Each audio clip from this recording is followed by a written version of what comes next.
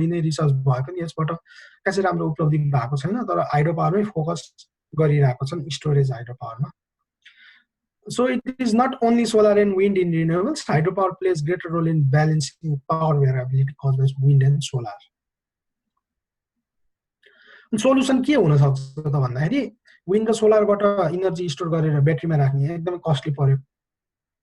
अनि त्यसपछि law of large number भन्ने यो चाहिँ एउटा law of large number statistical phenomena use गरेर सोलर र विन्डलाई र्यान्डम लोकेसनहरुमा राखेर पनि भेरिएबिलिटी चाहिँ कम गर्न सकिन्छ। जस्तै इलेक्ट्रिक रिलायबिलिटी काउन्सिल अफ टेक्सासले स्टडी गरेको थियो, त्यसमा चाहिँ 15,000 मेगावाट इन्टरमिटेन्ट प्रोडक्सन यो विन्ड प्लान्ट चाहिँ र्यान्डम लोकेसनमा राख्दाखेरि 18 मेगावाट डिस्प्याचेबल प्रोडक्सनले चाहिँ यसलाई 18 मेगावाट यो हाइड्रो लिन सक्नुहुन्छ तपाईले, यो 18 मेगावाटले चाहिँ 15,000 मेगावाटलाई चाहिँ ब्यालेन्स गर्यो भन्नु खोजेको। यो ल अफ लार्ज नम्बरबाट पनि यो कुरा गर्न सकिन्छ। अनि in addition, a more technical possibility for eradicating grid fluctuation for intermittent source, such as solar or wind, would be to include a combination of continental wind energy, जुन चाहिँ peak production at night गर्छ, coastal wind energy चाहिँ र solar energy चाहिँ peak production at day गर्छ। यो दुईटा मिलाएर चाहिँ डे एन्ड नाइटमै कन्स्टेन्ट पावर प्रोडक्सन गर्न एउटा डिस्प्याचेबल सोर्स राख्दै भयो। अनि जियोथर्मल बायोफ्युल सबै इन्टिग्रेट गर्न सकिन्छ। त्यही भएर यो इन्टरमिटेन्ट सोर्सेसहरुलाई चाहिँ ब्यालेन्स गर्नको लागि हाइड्रो पावर रिसर्च एकदमै इम्पोर्टेन्ट छ। अनि युरोपमा चाहिँ रिन्युएबलको शेयर चाहिँ 17% 2016 मा, गोल चाहिँ 27% 2030 ले। अनि नर्वे र आइसल्यान्डमा चाहिँ 60% रिन्युएबल एनर्जीबाट युसेज छ। स्विडेनमा यो, फिनल्यान्डमा यो, लात्भिया यो, डेनमार्कमा यति 32.2%। नर्वे भनेको मेजर हाइड्रो प्रोड्युसर हो, डेनमार्क भनेको चाहिँ विन्ड पावर प्रोड्युसर हो, जर्मनी भनेको सोलर प्रोड्युसर, चाइना चाहिँ हाईएस्ट इन द वर्ल्ड। अहिले चाहिँ अब हाम्रो नर्वे चाहिँ अब यो स्क्यान्डिनेभियन कन्ट्रीको नजिक परेको, सोलर र विन्डमा परेको भएर हाइड्रो पावर रिसर्च चाहिँ नर्वेमा अलिक बढी नै इम्पोर्टेन्ट देखिन्छ। अनि नर्वेमा चाहिँ 96% चाहिँ हाइड्रो इलेक्ट्रिसिटी, 20% चाहिँ डेनिस वाइन्ड फार्मको भेरिएबिलिटी चाहिँ नर्वेको हाइड्रो पावरले ब्यालेन्स गरेको छ। तर Danish goes with wind, Germany goes with solar, Norway should go with hydro powers. त्यो भेरिएबिलिटीलाई ब्यालेन्स गर्न यो नर्वे हाइड्रो पावरमा जानै पर्ने देखिएको छ। अनि नर्वेमा चाहिँ धेरै नै रिजर्भायर्सहरु छ। अनि यो रिजर्भायरहरु चाहिँ ब्याट्री जस्तो एक्ट गर्छ, जस्तो पम्पिङ गरेर माथि तान्ने अनि त्यसपछि त्यसलाई चाहिएको बेलामा डिस्प्याच गर्ने। अनि युरोपमा चाहिँ 3टा सोर्सेसहरु छन् हाइड्रो पावरको लागि, रिजर्भायरहरुको लागि। त्यो भनेको चाहिँ पहिलो नर्वे भइहाल्यो, अनि अल्पाइन क्षेत्र र अनि पाइरिनियस। अनि डेनमार्कको सानो केस लिँदा चाहिँ डेनमार्कमा 43.4% चाहिँ विन्ड इनर्जीबाट आउँछ। यसमा प्लान चाहिँ 50% 2020 मा, 84% चाहिँ 2035 मा।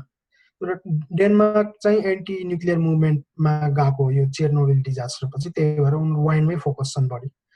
2035 मा चाहिँ उनीहरुले वाइन्ड इनर्जीबाट 84 प्रोडक्सन गर्ने भनेछन्। त्यसको भेरिएबिलिटीलाई ब्यालेन्स गर्न पनि नर्वेले चाहिँ रिजर्भायर प्लान्टहरु हाइड्रो पावरमा फोकस गर्नै पर्छ।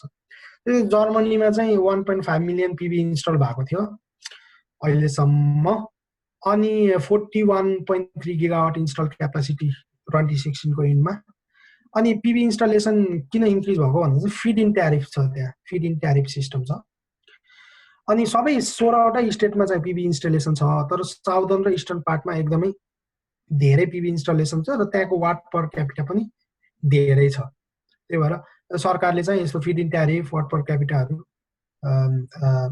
चीजहरुमा फोकस गरेर चाहिँ त्यहाँको जर्मनीलाई चाहिँ फोटोभोल्टाइक प्लान्टमा जाने भन्ने इन्फर्मेसनहरु ले गर्दा चाहिँ त्यहाँ फोटोभोल्टाइक सम्बन्धी रिसर्चहरु चाहिँ बढी नै भइरहेको छ। अनि जियोथर्मलमा चाहिँ 117 जियोथर्मल इलेक्ट्रिक प्लान्ट 2.8 गिगावाट क्यापासिटीको छ। त्यो भनेको चाहिँ आइसल्यान्ड, इटाली, टर्की भनेको चाहिँ मेन प्रोड्युसर भए। अनि भेरी लेस प्रोडक्सन हुन्छ यो जियोथर्मलबाट, तर ब्यालेन्सिङ गर्न चाहिँ एकदमै राम्रो सोर्स हो यो। बायोमास चाहिँ अहिले 2% वर्ल्ड इलेक्ट्रिसिटी चाहिँ बायोमासबाट प्रोड्युस हुन्छ। यो 2016 को डेटा हो। अहिले चाहिँ धेरै नै छ होला बायोमासबाट। 2005 to 16 मा चाहिँ बायो इलेक्ट्रिसिटी एकदमै इन्क्रिज भयो युमा 160%, एकदमै सोचे भन्दा नि बढी एकदमै इन्क्रिज भयो बायो इलेक्ट्रिसिटी चाहिँ। अनि यो चाहिँ स्क्यान्डिनेभिया र बाल्टिक स्टेट्सहरू जस्तो लात्भिया, लिथुनिया, अनि स्विडेन पनि बाल्टिक स्टेटमै पर्छ। स्विडेन, लिथुनिया, फिनल्यान्ड यिनीहरूले चाहिँ बायो इलेक्ट्रिसिटीमा एकदमै सब्सटेन्सियल रिसर्च गरिरहेको छन्। अनि यसमा चाहिँ अब यो कुराहरू देखिँदा चाहिँ सबै रिन्युएबल इन्ट्रिग्रेट गर्नको लागि अब डिफ्रेन्ट मल्टिफिजिक्स इन्भाइरोमेन्ट आउने भयो।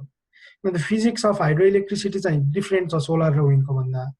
बायोमास र जियोथर्मलहरूको पनि एकदमै फरक छ। त्यही भएर हाम्रो टोटल फिजिकल सिस्टम चाहिँ थर्मो, हाइड्रो, कन्सेन्ट्रो, मेकानो, डाइनो, क्यामो, इलेक्ट्रोम्याग्नेट हो। भनेको चाहिँ डिफ्युजनको लागि, कन्भेक्सनको लागि, यो हिट ट्रान्सफर, फ्लुइड मुभमेन्ट, अनि यो कन्सन्ट्रेसन फिल्ड, स्ट्रेस, स्ट्रेन, यो सबै चिजहरू चाहिँ मल्टिफिजिक्स इन्भाइरोमेन्टमा आउने भएको कारणले चाहिँ कुन प्लेटफर्म चोइस गरेपछि यो सबै सिस्टम सिमुलेट गर्न सकिन्छ त भन्ने चाहिँ मेन क्वेसन हामीमा चाहिँ एराइज भयो। द मेन स्टडी फोकस चाहिँ डिस्प्याचेबल र इन्टरमिटेन्ट सोर्समा भयो। अनि integration of dispatchable with intermittent source needs extensive research in simulation environment. कस्तो हो सिमुलेसन इन्भाइरोमेन्ट खोज्ने त भन्ने कुरामा। अनि यो सबै सिस्टममा चाहिँ इक्वेसनहरू भनेको यो differential algebraic equation, partial differential equation, टेन्सर्सहरू, फिल्ड इक्वेसन्सहरू, यिनीहरूको म्याथमेटिक्स चाहिने भएर सिमुलेसन इन्भाइरोमेन्ट यही अनुसार चुज गर्नुपर्छ। करेन्ट मल्टिफिजिक्स इन्भाइरोमेन्ट भनेको यो एसेन्ट भन्ने छ। प्रोबेबली यो कार्निग मेलन युनिभर्सिटीमा डेभलप भएको एसेन्ट भन्ने एउटा मल्टिफिजिक्स इन्भाइरोमेन्ट छ। चाहिँ केमिकल सिस्टमको लागि चाहिँ राम्रो छ यो। त्यसै एल्मर एफइएम भन्ने चाहिँ यो चाहिँ ओपन सोर्स, यो सिएफडी एनालाइसिस र अरू गर्न युज हुन्छ। यो मल्टिफिजिक्स इन्भाइरोमेन्ट नै हुन्। अनि आवर चोइस अफ इन्भाइरोमेन्ट भनेको चाहिँ यो फ्याक्टरहरूमा डिपेन्ड गर्छ। जस्तै ओपन सोर्स हुन पर्यो, एक्सटेन्सिभ कन्ट्रिब्युटर्स हुन पर्यो। लगभग युरोपको जर्मनी, नर्वे र स्विडेनको युनिभर्सिटिजहरूमा चाहिँ एक्सटेन्सिभ कन्ट्रिब्युटर्स छन् यो मोडेलिका ल्याङ्ग्वेजको लागि। तर यो एउटा फिचर पनि इम्पोर्टेन्ट छ। किन भन्दा सबैले फ्रीमा कन्ट्रिब्युट गर्न पायो भने धेरै रिसर्च डेभलपमेन्ट अगाडि बढ्दै जान्छ। त्यस्तो चोइस गर्न पाइयो भने राम्रो हुन्छ भन्ने कुरा। अनि युज पनि इजी हुन पर्यो, हार्ड भएर भएन। ग्राफिकल युजर इन्टरफेसहरू यताउता पनि राम्रो हुन पर्यो। लाइट वेट टाइपको सफ्टवेयरहरू भयो भने इजी हुन्छ भनेर इन्भाइरोमेन्ट चोइस गर्दा के फ्याक्टरहरू राख्ने भन्ने कुरा। अनि लाइब्रेरिज र फिचर एक्सटेन्सन पोसिबल एकदमै इम्पोर्टेन्ट कुरा हो यो। कसैले चाहिँ बायोमासको लाइब्रेरी बनाएर हाम्रो यो हाइड्रो पावर ओपन एचपिएलमा इन्टिग्रेट गर्न खोज्यो भने उसले पनि मोडेलिका ल्याङ्ग्वेजमा चाहिँ मजाले बनाउन सकेर दुईटालाई इन्टिग्रेट गर्न सकिन्छ मल्टिफिजिक्स इन्भाइरोमेन्ट। यो इक्वेसन बेस्ड मोडलिङ पोसिबिलिटिज भयो भने झन् राम्रो। यो नै हो यो मोडेलिकाको खासियत भनेको चाहिँ डाइरेक्ट इक्वेसनै इम्प्लिमेन्ट गर्न सकिन्छ। अहिले म स्लाइडमा देखाउँछु त्यो चाहिँ। अनि यो हाम्रो चोइस भनेको चाहिँ एक्ज्याक्टली म्याच विथ यो मोडेलिका ल्याङ्ग्वेज। अहिलेलाई चाहिँ यो म्याटल्याब, जुलिया, पाइथन, अरू ल्याङ्ग्वेज सी शार्पहरू भन्दा पनि मोडेलिका ल्याङ्ग्वेजमा चाहिँ यो डाइरेक्ट इक्वेसन पोसिबिलिटिज इम्प्लिमेन्टेसन हुने भएको कारणले गर्दा यो चाहिँ एकदमै चोइसमा चाहिँ। अनि मोडेलिका ल्याङ्ग्वेज चाहिँ युरोपमै जेनेरेट भएको स्विडिस, नर्वे र ड्यानिस अनि त्यसपछि जर्मनीहरू मिलेर यसमा चाहिँ हेभी रिसर्च गरेर अहिले चाहिँ लगभग 26औं वर्षमा यो हिँडिरहेको छ। 25 वर्षको रिसर्चको लगानीको आउटकम हो यो मोडेलिका ल्याङ्ग्वेज चाहिँ। अनि मोडेलिका ल्याङ्ग्वेजको लागि ओपन मोडेलिका भन्ने एउटा एडिटर छ, जस्तै पाइथनको एडिटर भयो जस्तो। अनि डोमेन स्पेसिफिक लाइब्रेरी डेभलपमेन्ट गर्न चाहिँ एकदमै युजफुल छ। जस्तै मल्टिफिजिक्स इन्भाइरोमेन्ट भने हो त्यसको कुरा चाहिँ।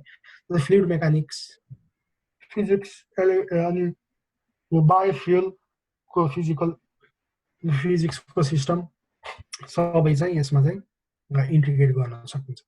डोमेन अनुसार चाहिँ एकदम स्पेसिफिक लाइब्रेरीहरू बनाउन सकिन्छ। अहिले हामीसित करेन्टली चाहिँ 30 फ्री मोडेलिका लाइब्रेरी एक्जिस्ट छ डिफ्रेन्ट सिस्टमको लागि। अनि एकदमै डेभलपिङ मोर भइरहेको छ। अनि for library development and running open Modelica OM Python र ओएम जुलिया भन्ने एक्जिस्ट गरेको छ। यसले चाहिँ एडभान्स एनालिसिस गर्न हेल्पफुल गर्छ। त्यही भएर पाइथनमा पनि सिमुलेट गरिसकेपछि चाहिँ पाइथनमा तानेर एडभान्स एनालिसिस कन्ट्रोल एनालिसिस गर्न सकिन्छ। त्यही भएर चाहिँ मोडेलिका चाहिँ एकदमै राम्रो चोइस छ। अनि अहिलेको करेन्ट हाइड्रो पावर लाइब्रेरी चाहिँ यो क्यासिमिर हाइड्रो पावर भन्ने छ, फ्री नै हो यो, तर यसमा चाहिँ एकदम सिम्पल डिजाइनहरू मात्रै गर्न सकिन्छ। एउटा एलबी ट्रान्स भन्ने चाहिँ यो ल्याब भ्यू बेस्ड हो, यो एनटिएनयूमा बनाएको हो। अनि यो लाइब्रेरी चाहिँ फर्दर एक्सटेन्सन गर्न चाहिँ अलिकति राम्रो छैन, किन यो ल्याब भ्यू भनेको चाहिँ कमर्सियल इन्भाइरोमेन्ट हो। त्यही भएर अनि हामीसित अहिले ओपन एचपिएल छ। यो 3टा हुन् फ्री लाइब्रेरी भनेको चाहिँ अब इन्टरनेटमा सर्च गर्दा यताउता गर्दा मैले चाहिँ यति 3टा भेटेँ फ्री सोर्स लाइब्रेरी चाहिँ, अरू पनि हुन सक्छन्।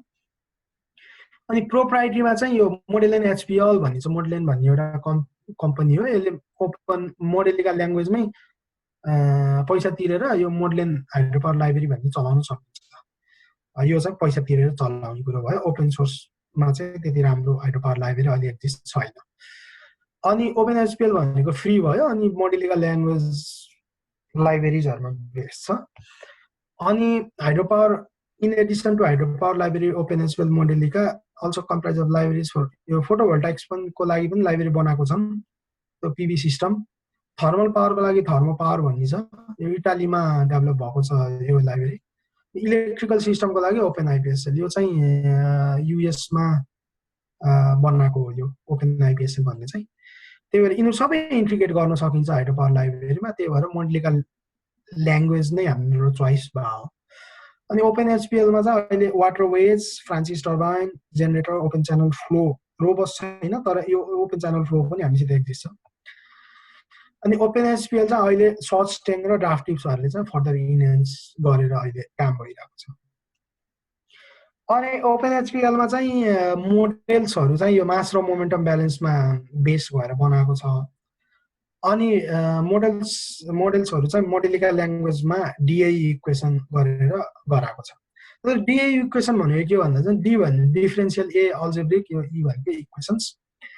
डिफरेन्सियल अल्जेब्रिक इक्वेसनमा के हुन्छ भन्दा चाहिँ केही डिफरेन्सियल इक्वेसन हुन्छन् अनि तिनको भ्यारिएबलहरूलाई रिप्रेजेन्ट गर्नु अरू अल्जेब्रिक इक्वेसनहरू हुन्छ।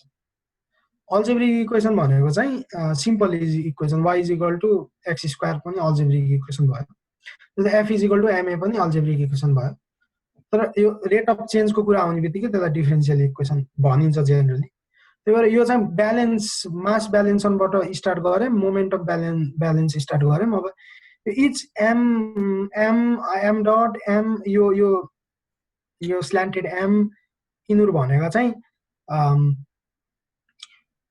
यिनीहरूलाई चाहिँ अब हामीले चाहिँ म यसलाई सिधा बनाउने कोसिस गर्छु। यो बाङ्गो भएको रहेछ।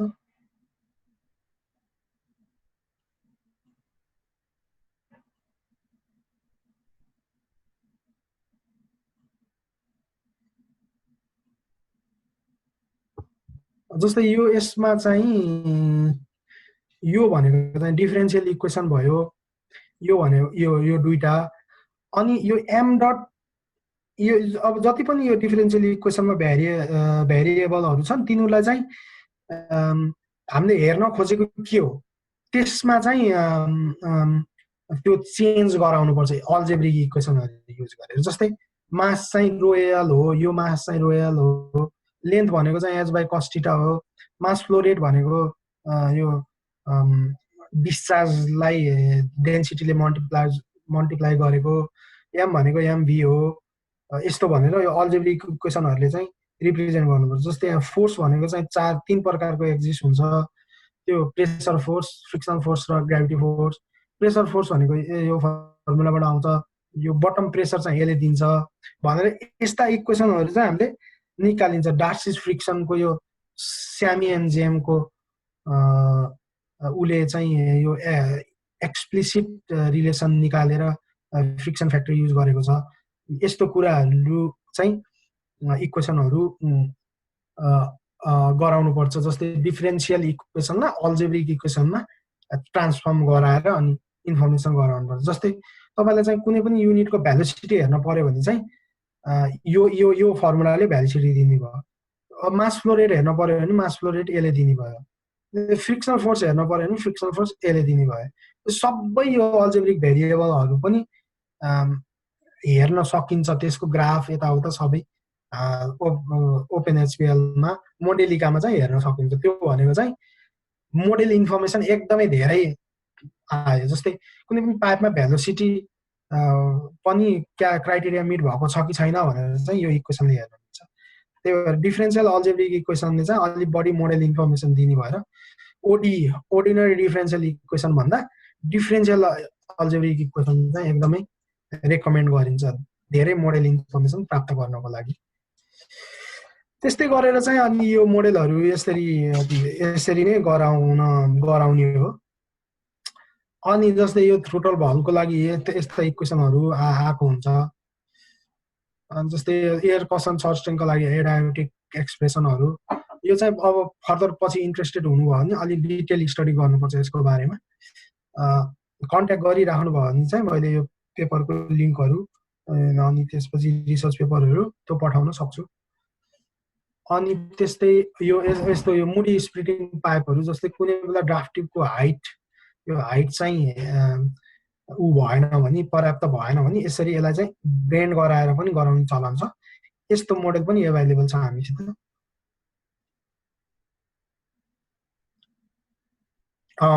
विनोद, हेलो। हजुर, सकियो। यो च्याप्टर चाहिँ सकियो। अब चाहिँ क्वेसन छ?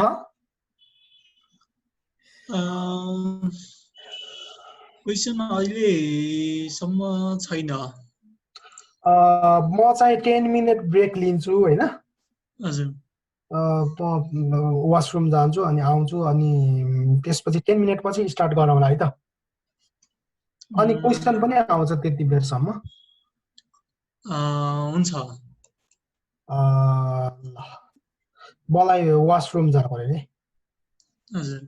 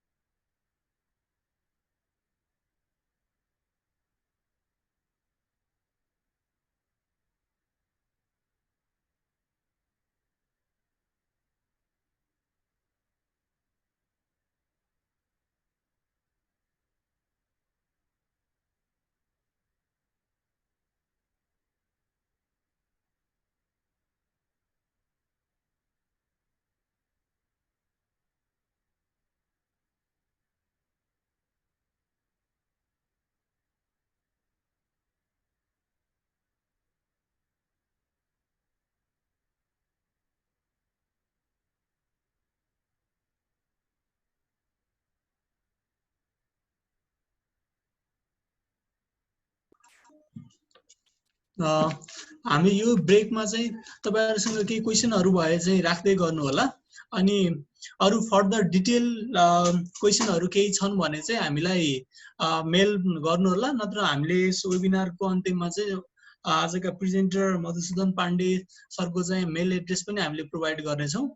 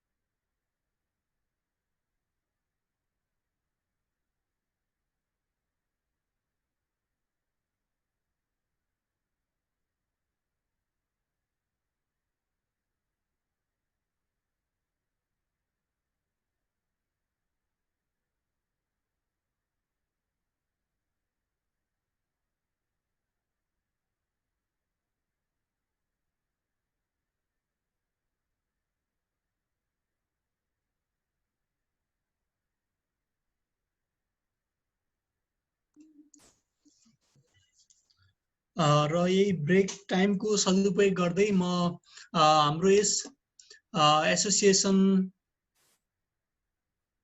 अध्यक्ष आदरणीय सर राजेन्द्र ढकाललाई सरलाई आफ्नो केही मन्तव्य राखिदिनको लागि पनि म अनुरोध गर्दछु।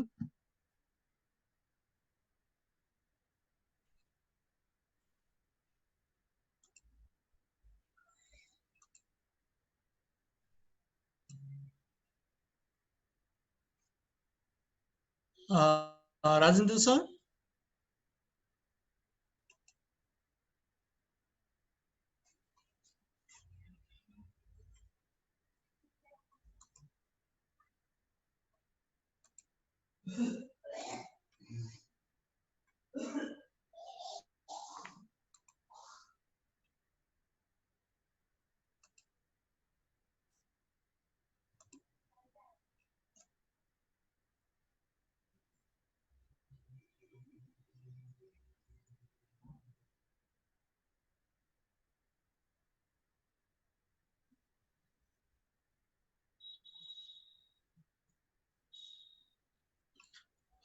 राजेन्द्र सरलाई हामीले सुनिरहेका छैनौँ।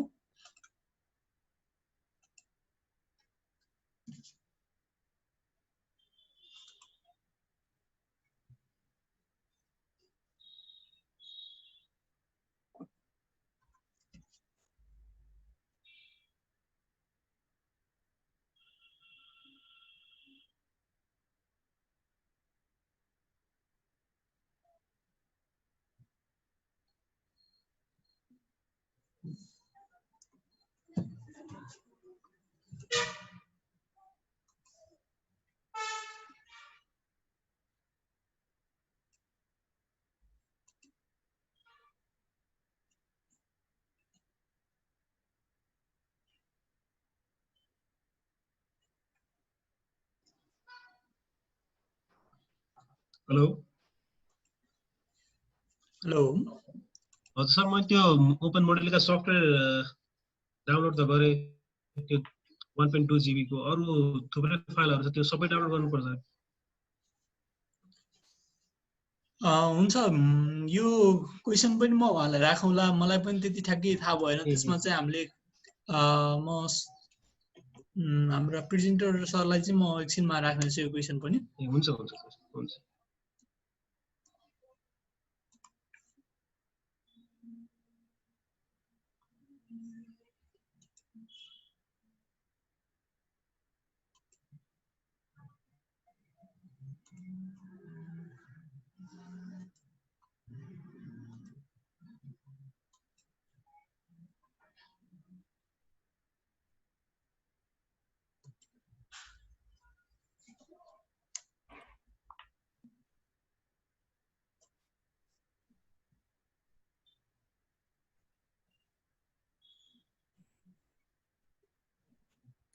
विनोद हजुर क्वेसन आएको छ। एउटा सोध्नु भएको थियो यहाँ एकजना सरले चाहिँ त्यो मोडेलिका सफ्टवेयरको चाहिँ सबै फाइलहरू डाउनलोड गर्नुपर्ने हो भन्दै भन्नुभएको थियो। हजुर हेलो हजुर हजुर हजुर सर, मैले त्यो ओपन मोडेलका सफ्टवेयर डाउनलोड गरेँ, त्यसमा अरू थप के डाउनलोड गर्नुपर्छ सर? त्यो चाहिँ लास्टमा यो ओपन एचपिएल डाउनलोड गर्नु, त्यसको लिङ्क म चाहिँ पछि यसमा देखाउँछु, अनि त्यहाँबाट डाउनलोड गर्नु होला। पहिलेलाई चाहिँ ओपन मोडेलिका इन्स्टल भएको छ भने चाहिँ लास्टमा हामीले एउटा मोडल चाहिँ सिमुलेट गर्छौँ। हजुर इन्स्टल भयो सर। हजुर हजुर हजुर सर, अनि एउटा कुरा जस्तै जुन त्यो अघि सिमुलेसन गर्नुभयो नि सर, त्यो एउटा फ्लो चार्ट जस्तै थियो नि। हजुर सुरुमा इन्टेक सर्च ट्याग भनेर एउटा फ्लो चार्ट जस्तै मोडल गर्नुभएको थियो। जस्तै हामीले पार्ट बाई पार्ट पनि मोडल गर्न सक्छौँ त्यो अरू नर्मल 3D सफ्टवेयर एफइएमहरुमा। यो कुराहरू भन्नुभयो। जस्तै त्यो हजुरले सबै अब इन्टेक, फेरि त्यसपछि सर्च ट्याग, त्यसपछि इन्स्टक पाए, फेरि जेनेरेटर, टर्बाइन सबै एउटा कन्टिन्युस पुरै फुल सिस्टम छ नि सर यसमा। यो मेरो स्क्रिन देख्नु भएको छ तपाईले? देखिरहेको छ सर। हजुर यसमा भन्नु त। जस्तै अब हजुर यो ओपन मोडेलका सफ्टवेयरमा पुरै सिस्टमै राख्नु भएको छ नि सबै, एड्रेस देखि तल रनर सम्मै, टर्बाइन सम्मै। हजुर जस्तै मलाई अब पेनस्टक पाइपमा वाटर ह्यामरिङको इफेक्ट मात्रै हजुर क्यालकुलेट गर्नु पर्यो जुन त्यो हाम्रो स्ट्यान्डर्ड सफ्टवेयरहरू हुन्छ नि क्याड सफ्टवेयरहरू त्यसमा अब एन्सिस भयो हजुर एन्सिसमा पाइप मात्रै 3D मोडल बनाएर सिमुलेट गर्नुमा र यसमा सिमुलेट गर्नुमा फरक के हुन्छ त्यो चाहिँ यो राम्रो क्वेसन भयो त्यो भनेको चाहिँ प्री फिजिबिलिटी स्टडीहरू गरेको छ कसैले चाहिँ अनि पाइपको बारेमा एकदम डिटेल डिजाइन गरेको छ र त्यो पाइपले यदि यतिसम्मको प्रेसर विथ स्ट्यान्ड गर्न सक्छ भनेर चाहिँ 3D मोडेलहरू बनाएर एन्सिस काटिया यिनीहरूमा सोलिड वर्क्समा फेमहरू एनालाइसिस गरेर गर्नुभयो भने चाहिँ त्यहाँबाट आएको इन्फर्मेसन चाहिँ यो सफ्टवेयरमा राख्न सकिन्छ जस्तै यो चिजमा चाहिँ जस्तै पाइपको रफनेस फ्याक्टर पनि हामीले यहाँ दिन सकिन्छ जस्तै 0.001 भनेर यसरी दिन सकिन्छ यो इन्फर्मेसनहरू चाहिँ काटिया र आन्सिसबाट डिटेल एनालाइसिस गरिसकेपछि अप्टिमल डायमिटर के हुन्छ त्यो इन्फर्मेसन आइसकेपछि बल्ल यो सफ्टवेयरमा चाहिँ एनालाइसिस फर्दर एनालाइसिस गर्ने हो यसले चाहिँ तपाईँको वाटर ह्यामर इफेक्ट हेर्नको लागि चाहिँ सिमुलेट गरेर त्यहाँबाट इन्फर्मेसन आइसकेपछि त्यो इन्फर्मेसनलाई एनालाइज गर्ने हो तर यसले चाहिँ डाइरेक्टली तपाईँलाई त्यो इन्फर्मेसनहरू चाहिँ दिँदैन ए हजुर डेटा एनालाइसिस मात्रै गर्ने दाइ एकैछिन है म अघि ब्रेकमा मैले हाम्रा यस एसोसिएसनका अध्यक्ष सर राजेन्द्र ढकाल सरलाई मन्तव्यको लागि भनेको थिएँ त्यो राखौँ अनि सर्ट एउटा मन्तव्य हुन्छ त्यसपछि चाहिँ कन्टिन्यू गरौँ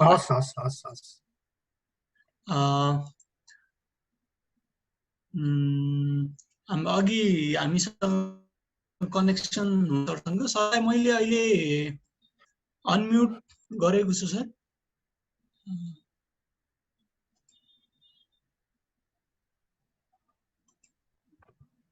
राजेन्द्र सरलाई अनम्युट गरिदिनु न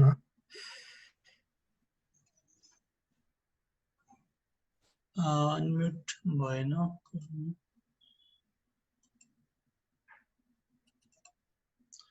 सरले पनि त्यताबाट ट्राई गर्नु त सर अनम्युट यताबाट भएन कि त्यताबाट भएर हो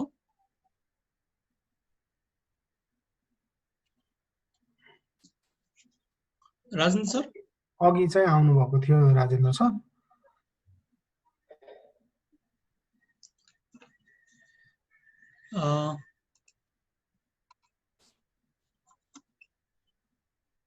ठिक छ सरको कनेक्सन अहिले फेरि डिस्कनेक्ट भएछ दाइले कन्टिन्यू गर्नु त्यस पछाडि राखौँला सरको नत्र हुन्छ हस् हस् ल